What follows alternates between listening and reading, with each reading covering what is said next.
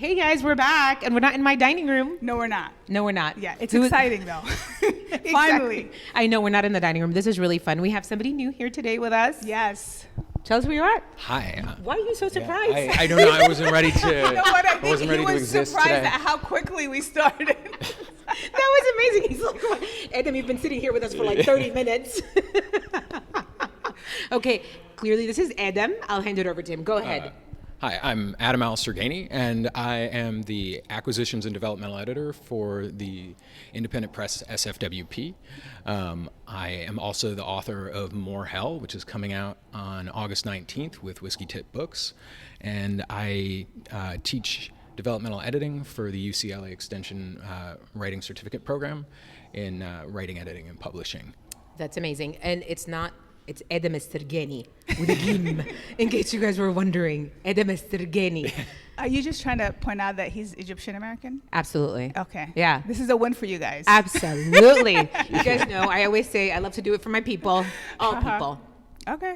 All right. So, Adam, tell us more about how you, like, where you grew up, a little bit more about your life in America, because, you know, this is an Arab American podcast. Yeah, so yeah. if you can just, you know, describe a little about your life. Yeah, so my father, Adil, he was born and raised in Cairo, and also traveled back and forth to Saudi, right? Like, you know, back in the day, absent, you know, regular banks, Yeah. you know, like my family's jewelers, you know, so they would come and they would, yeah. Here's another one I'm going to say poorly, but they had a big jewelry store on Khan Khalili. Okay. And it's still there. Like, you can see the signs. The big Sirgany jewelry signs are still up there. But in the 80s, he came to the United States to try and start a New World jewelry store. Met a guy named Charlie Lickey, who owned a store in Madison, Wisconsin. And he then, you know, somehow ended up selling a ring to a friend of my mother's. And my mother grew up in this little town, Stockton, Illinois. About 2,000 people. It's the original home of Kraft cheese. That's amazing. Yeah. That is amazing. And so I had this very odd raising, right? Like, أنا ما أتكلمش عربي كويس يعني. لكن لا كويس جدا.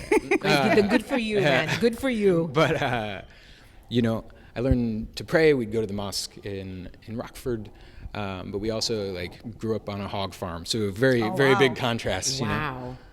Wow. I always wonder how like brown people end up in these small parts of America. I really do. Yeah. I really, because my family ended up in like New York City. Okay. And then they moved to Maryland. Typical. Yeah. And then Yeah. They moved to, so I always wonder, like, how does somebody, we said Stockton? Yeah. How does somebody, like Stockton, how does that happen? Yeah, real accidents, I think, mostly. Like, my dad was very much a vagabond. He couldn't stay in one place. Yeah. You know? But how was it? Like how was it for you growing up, especially like after 9/11? Like, Yeah. I mean, can you talk about that a little bit? Yeah, so this was really weird. My dad, when he came, you know, he traveled around. He and his brother Aladdin, they for a while they had a jewelry Your store. brother's name is Aladdin? My- I mean, Can your you just your put the uncle? mic up? Oh, again? yeah. Because I worry about No, that. totally. Let's go back to this. Your uncle's name is Alauddin. Yes. I love that. And, Okay, all right, yeah, continue. they had a jewelry store in the Virgin Islands. They were traveling back and forth a lot. I feel like there's a lot of wrong stuff happening there. There's a lot of wrong Right? stuff There's happening like there. there's something your dad didn't tell you. Like for sure. So much. Okay. All right.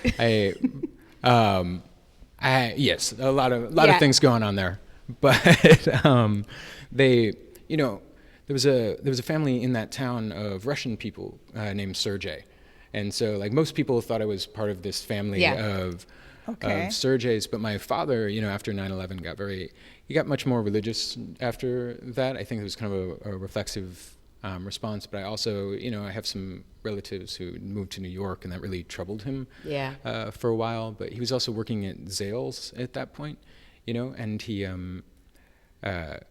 quit Zales and he moved back to the Middle East and kind of darkly got into this job that was selling off-brand Rascal scooters. This company had thought like, well, hey, there's going to be all of these like people who suddenly can't walk, and And so he tried.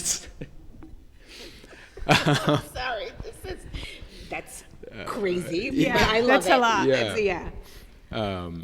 So yeah, I mean, it was a very weird space, right? Like a lot of the people that I went to high school with, you know, we had very frequent Army recruiters come in. One of my best friends in high school ended up dying all over in Afghanistan. Oh my God, that's and terrible. I'm so sorry. yeah, so it's always, you know, it's always been this very like weird thing where you like, you know, having a discussion about being Arab American or in that space, or even like bringing it up is always a little like, you know, like touchy. Yeah. You know what I mean? Yeah, It can I feel be. you. Yeah. Sorry, did you want to add anything else? I do have one like on that note question for you, right? So when just to give you guys some perspective, Adam reached out to us over email, right? And I went and I looked him up, and then I told him that this morning I was like, you looked exactly like what I thought you would look like when he said he was an author, like the hair, the mustache, everything, right?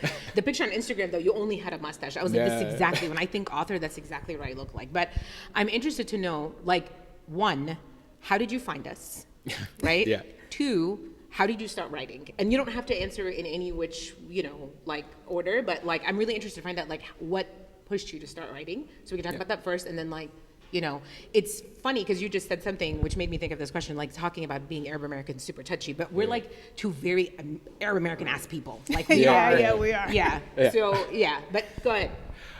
No, I started writing, like I said, I grew up on a farm. It was 5 miles outside of a town of 2,000 people. So there's always like a lot of like, you know, downtime. And so I did a lot of reading as a kid, and I was always really excited about that. But, you know, in the rural Midwest, people play cards at night, you know. In the winter, there's not a lot to do, and they bullshit, right? Like they tell stories. And my grandfather was a great storyteller, and I think that was just a thing that I wanted to learn to do in this much more formal way. So I would sit around and I would draw little like comic books when I was a kid and that kind of stuff. I've just always loved narrative. And I think I also, you know, between my father, where there's a lot of gaps in his story, and now that he's passed away, I'm never going to get all of the answers, you know. And it's an Arab American family. He had 7 brothers and sisters, and they have 14 different narratives about the same thing between them. That's very Arab. Yeah. Very Arab. Yeah. So, yeah, I think some of that was also about me figuring out how to process experiences and how to think things through and how to put them together in an order that made sense to me. This is a kind of jump in logic, but the way I found you is my partner had actually, Lauren had actually, I think she's been trying to get in touch with like what that history and experience and culture is for me. You know, like I moved to Cairo for a little while in my mid-20s.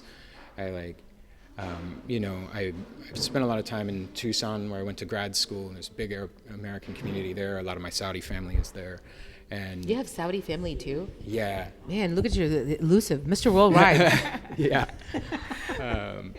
But yeah, so I think she's been trying to get in touch with some of that, and she came across your podcast and immediately connected with it. Oh, And, that makes has me been so really, happy. like, That's awesome. yeah, I really enjoyed kind of doing that, and she's always coming up with like, hey, this is a thing that I like she's very excited about the Eid food episodes, you know? Okay, And it's nice. just like, That's we've awesome. been- Okay, been that's great. That's talking awesome. a lot about that, yeah. Yeah. So, do you want to tell us about your work with SFWP? Am I getting it right? Yeah. Yes. Santa Fe. Santa Is it Fe Writers Project. Okay. Yeah. Yes. Can you tell us more about that? And then after that, if you can tell us about your book that you're. Yeah, because we have some of the books here, but none of these are Adam's book. We'll post a link. We'll Yeah. post a link. We'll also give you guys Some of the digital art. a screenshot Yeah. of it, and then we'll tell you where you can buy it. But Yes. please tell us more about SFWP and also the book. Yeah, so SFWP, we're an independent press. We're now in our 28th year. Oh wow. That's amazing. Yeah, which in small press terms is something like 7 life sentences. You know, it's not a high margin business. It's also like, you know, without some of those larger backings, is always like, you know, it's a real feast or famine business. And so a lot of small presses aren't around. So Andrew Gifford, who founded the press and lives here in Bethesda, you who's been doing it for a long time and took me under his wing. That's amazing. Yeah, and he. So this is the Andrew we're talking about? That's the Andrew oh we're my talking gosh. about. That's amazing. I didn't know that. Yeah. We met Andrew. We met Andrew. Yeah, He's we like met over there in Andrew. the corner, watching us like a proud dad. Yeah. Not to age Andrew, I'm sorry, but No. I don't know how old Andrew Yeah. is, but I don't feel old. He just had his 49th birthday again. Okay. So. Oh, that again. Again. Okay. Again. All right. Okay, Okay. got it. Yeah. I'm gonna stick with my dad comment then. Yeah. But no, I'm an acquisitions and developmental editor, which means that when books come into the press, I review them. Okay. And we do about 8 to 10 books a year, so a fairly small number. But we get somewhere around 2,000 submissions per year. Yeah. Okay, I'm sorry. I'm going to interrupt you for a minute. Yeah. Now, I love to read. And like when I was younger, I thought this would be the dream job to just read books. But hell no. Do you get some books where you're like, I can't even like finish this? Like it's so bad. Yeah. Yes. That would be my concern. Yeah. I'm like, oh my God. Yeah, okay. So is it as fun as I thought it would be, or is it kind of sometimes like really bad? For me, it's fun. Okay, yeah. cool. Okay. I think like I don't have to read every book end to end, right? Yeah. Like when you get a kind of like. You're like me when I watch a show. Yeah, It's exactly. amazing, 'cause Don't be like never- Hanan when she watches I the can never show. watch a show in full. I'm like, just like fast forward. Nobody needs this moment. I know what's gonna. They're gonna hug each other. They're gonna make it like just fast forward. Keep it going. Yeah. Yeah, no, Okay. but because we don't have the capacity to do 2,000 books a year, right? Like you just have to figure out those moments when this book isn't going to work for us, or like I'd rather say, I'm not the best person to foster this book into the world, right? It may be that all of those books are deserving to be in the world. It's just I'm not the best editor for it. Yeah. And so, once we pick a book, we'll discuss whether or not we want to approach it, how we want to approach it, who the audience is for it. And I developmentally edit, which means that I will work on this sort of large scale. How does this narrative work? Do we need this character? Could this section be shorter? Yeah. Okay, awesome. So that Hanan okay, doesn't so skip. before you continue, because I know I'm I like asked already you, half asleep. I'm just kidding. Not because of your work, because I cannot imagine. I'd love to do something Really? like that. Actually, I would this is never. awesome. Like Oh my God, to I get would paid never. to read books. Oh my God, that's great. Okay, so I want to read things that like, I don't know if I can just read whatever. Like I like to read, but just not anything. And so I think I would die a slow and painful death. Yeah, but I'm sorry. I wanted to like I want you to answer the question about your book in Yeah. particular. But before we get there, I just want to tell the viewers and the listeners that you mentioned something to us while we were corresponding with you about how if you're like Arab Americans and how you don't see a lot of submissions. Yeah. Now I'll come back to that question after you tell us more about your book, because I think that's really important for Arab American writers who are wanting to publish a book. This is something really like I want to highlight. But first, tell us about your book, what it's called, and just explain a little bit more about it. Yeah, so More Hell is a short story collection. Most of those pieces take place in the rural Midwest, and it operates, I would say, very much like a kind of classic Midwestern book, Winesburg, Ohio, where it's following different people within a shared community. It's mostly dealing with relationships and loneliness. Okay. But I like to think that it's also funny at times. So, it's primarily not. Well, it's not primarily about being Arab American. There's some little Easter eggs. Okay. For those folks who know me. So it's 15 stories. Okay, so short story. So Yeah. it's not one whole. Okay, that's great. All right, I can't wait to get our copy. Guys, So, I feel like I'm sorry. This is like my ADD is so bad right now because there's 4 million things happening, and I feel like a cat. I keep looking in every direction, and there's people doing stuff here and people coming in the door. If you hear background noise, it's because they're literally setting up for this is like the book launch event, right? This is a spring book launch event for So if you SFWP. see me doing this a lot this episode, I apologize. I'm actually paying attention. So when is the book getting released? So the book is coming out on August 19th. Oh, okay. Okay, that's All right. amazing. Okay, awesome. And then, so can you talk more about how you mentioned to us when we were talking to each other before this episode that you don't receive a lot of Arab American submissions, and if you can just tell us more about that and what Arab American writers need to do in order to get their books published. Yeah. So Arab American writers need to submit their work more and be out there and in discussing their work more, right? And some of that has to do with the fact that we're a relatively small proportion of the population, but also we're fairly underrepresented in arts education. So most of the books that SFWP will get are former Master of Fine Arts students. Okay. And so some of that is that knowing about small presses in particular is a barrier in and of itself. Some of that is about the fact that because there aren't a lot of Arab Americans working in editing, working in publishing, working in, as literary agents, there aren't that many Arab American books getting picked up into larger presses, the big five, either. So I'm always looking for great Arab American books. I was telling. So when you say looking, is it just like, are you looking like through your submissions, or are you actually going out to seek? Like, what does looking actually mean when you're looking? Yeah, a little bit of both. Okay. So when I do book fairs, I'm often sort of like, hunting down anyone in a hijab. Okay. And like, wow, that's very specific. Yeah, they might not be Arab. Yeah, just letting you know. Totally. They might just be Muslim, okay, but from like Indonesia. Yeah. They don't speak Arabic. Yeah. But I think he's looking for the diversity. Yes, absolutely. Yeah. See, I saved you there. Helped you out. I'm just ragging on him. It's okay. It's fine. We've known each other for like 45 minutes. We're best friends now. Yeah. Okay. There's also there's a great organization, MISNA, that helps support Arab American writers. I'd really encourage. Can you tell me can we talk a little bit about that? For anybody that's like an aspiring writer or is a writer, or somebody who has a book and looking to get published and doesn't want to know about small press, this is for you. What is MISNA?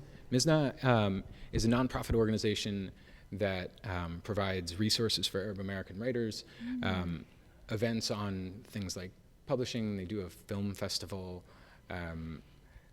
They also, have an email list where they'll send out like this press is open, this press is open, this place is like doing free submissions, right? Like during April, like this place is allowing free submissions for That's Arab amazing. American folks, that kind of So stuff. it has a lot of resources for people. Yes. Yeah. Okay. Let's make sure to include that. We'll definitely put that in the description for sure. Yeah. I think some of that's also, I think Arab American folks and writers in general, like learning about how the publication process works can be really crucial, right? Learning to write a good pitch, right? Like really getting a good log line, that kind of like that punchy, this is what my book is about on top, and really finding good comparable titles, right? Not like, like going for, a lot of people will send in things and they're like, I'm going to sell my book and it's going to be like Stephen King or something. You got to be realistic. Yeah. Okay. And then getting out there and being willing to promote that book can really help us make a yes decision for folks, Okay. That willingness to promote changes the game. So like what would because you said something really important right now.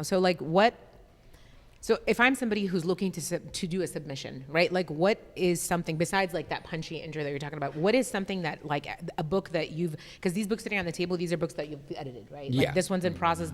These two are. These are already published. These are already published. Yeah. Okay. So how do I stand out? Like what makes it? Is it my story? Is it my punch? Like how do I, make sure that when I make the submission, that you're gonna read my book? Yeah. Be you. Okay. Wow. So original. Yeah. But it's true. I think the authenticity of a story is what grabs people's attention, I think. Yeah. I think authenticity is absolutely the key there. A lot of authors are going to go online. They're going to look at like WikiHow or whatever. They're going to like get ChatGPT to like lay out a kind of formal thing. And there's, like, they also sometimes just miss the basics, right? Like they've got a 5-page bio of everything they've ever done in their lives, but they tell me nothing about their story. And I think also like really refining the early pages, right? Like most editors in my position or, in the big five, they're going to be looking at so many books, right? Like, that I can't have a Hanan moment and like be skipping through, right? Like that's I love that you just give it right back. You can't have a Hanan moment. No, you can't have a Hanan Yeah. moment.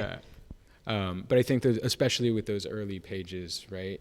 Like really capturing your audience Yeah. off the top. which Grab the di- reader. Yeah. Yeah. Yeah, which does not mean things blowing up immediately or Mm-hmm. someone dying and screaming immediately or, Yeah. necessarily, right? Like I think we get a lot of those books. And also like, I think it helps to not have like, to write the book and not have like, many people will come in and like, here's a like 40-page preface, Wow. like- Yeah.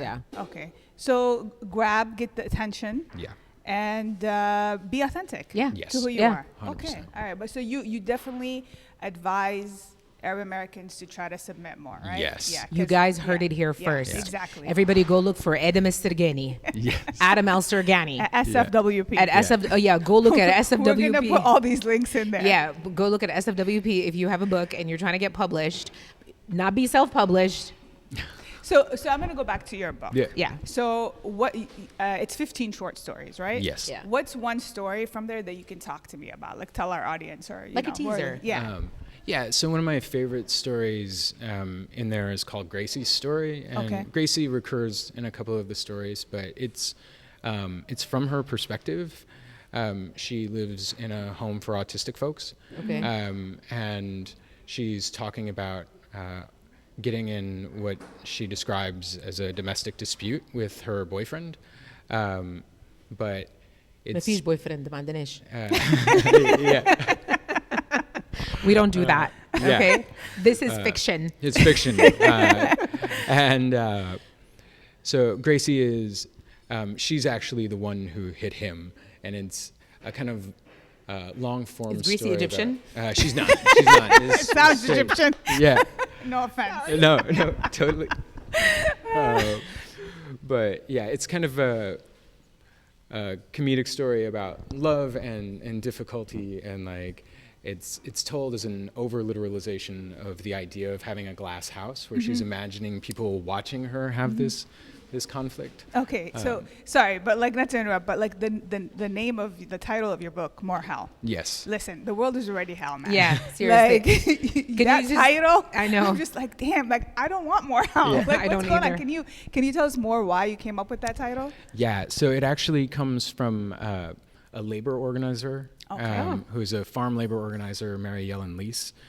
She didn't actually say it. She was sort of like, she was bullied a little bit for being a woman and kind of put down for being a woman. But as a woman, right, like she had the ability, even during farm seasons, to get out. She was very like vocal, very active in helping Midwestern farmers have substantial pay and not be as abused as they sometimes can be by the corporations that work with them.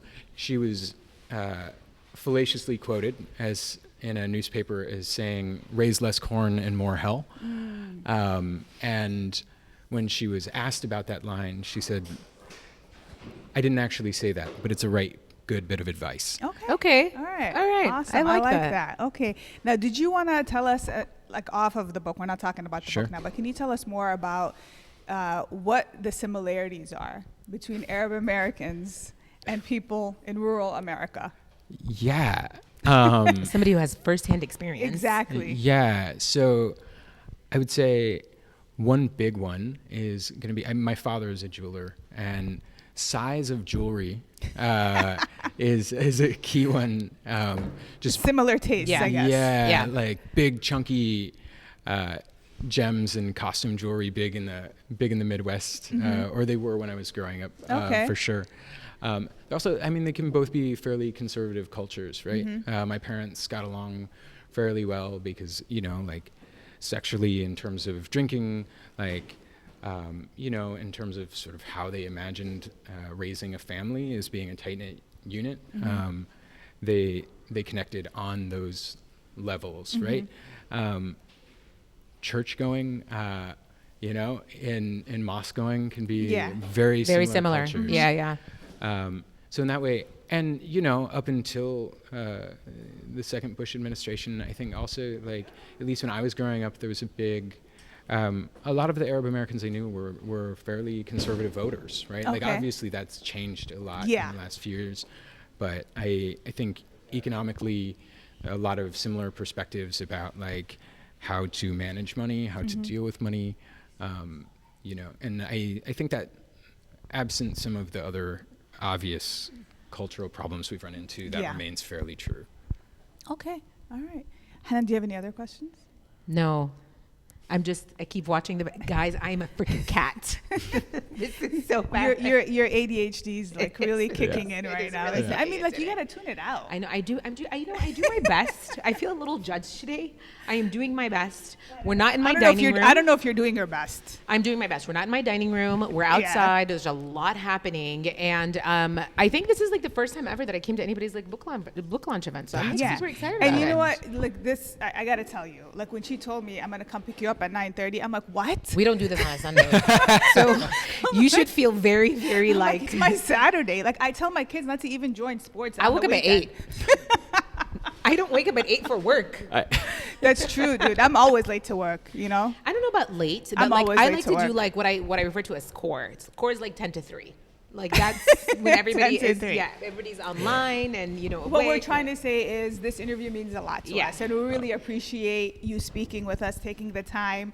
And I know you're setting up here, so we don't want to. I know. Go We keep over. getting like so many people looking at us and they're like, come on, we gotta wrap this up because But I think this this event is- starts at noon, right? Yeah, Yeah. it does. Okay, but I have to ask him every time we interview someone. We have some quick questions. Yeah, for sure. Okay. Sure. Chicken shawarma or beef shawarma? Chicken. Chicken. Ah. Okay. Tabbouleh or fattoush? Tabbouleh. Tabbouleh. Oh, Yeah. okay. No, I'm fattoush. Tabbouleh. 100%. Okay. I have a very important question for you. Okay. Okay, very important. Mulukhaya or koshari? Mulukhaya. Really? Wow. Okay. Is No, it I like the weird koshari. feel of it. I love it. I'm with you. Mulukhaya, 100%. Okay. All right. All right, Okay. well, this was awesome. It Thank you. was. Thank you so much for having Oh my me. gosh, This is this amazing. was wonderful. Of course, thank you. And- And we'll put all of this information in our description, and we'll also do like clips and everything. Yeah, So- just Very like cool. you guys Yeah. are getting to see clips of like Adam doing his thing. Yeah, but very we exciting. we need copies of those books. Cool. Please. Yes. Word. Please. Awesome. Absolutely. All right. Thank Thank you. you so Thank much for you. doing this. We'll see you guys next time.